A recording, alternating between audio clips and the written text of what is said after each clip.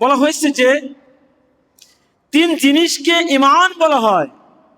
এক নম্বর হলো আমি কানে শ্রবণ করব। দুই নম্বর, যা আমি শ্রবণ করব অন্তর আমি ফিট করব। আর তিন নম্বর হলো আমার অন্তরে ফিট করা জিনিসের উপর আমি আমল করতে থাকব। শুনব, অন্তর ফিট করব, আমল করতে থাকব। এই তিন জিনিসের নামকে ঈমান বলা হয়।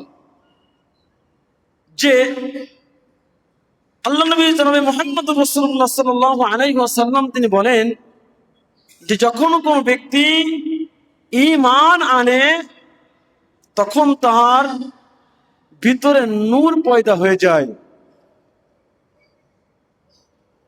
তাহার ভিতরে নূর পয়দা হয়ে যায়।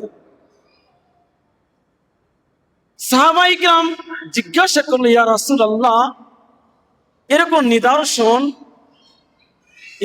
নিদর্শন আছে কিনা? আল্লাহ নবী জনাবে মুহাম্মদুর রাসূলুল্লাহ সাল্লাল্লাহু আলাইহি ওয়াসাল্লাম বললেন যে যে ব্যক্তির মধ্যে ঈমান আনার কারণে নূর পয়দা হবে, এক নম্বর আলামত হলো সে দুনিয়াকে বর্জন করবে, দুনিয়ার মায়াকে সে বর্জন করে দিবে, ছেড়ে দিবে, আখিরাতের মায়াগুলো অন্তর ফিট করবে। আর মৃত্যুর আগে সে মৃত্যুর জন্য প্রস্তুতি গ্রহণ করবে।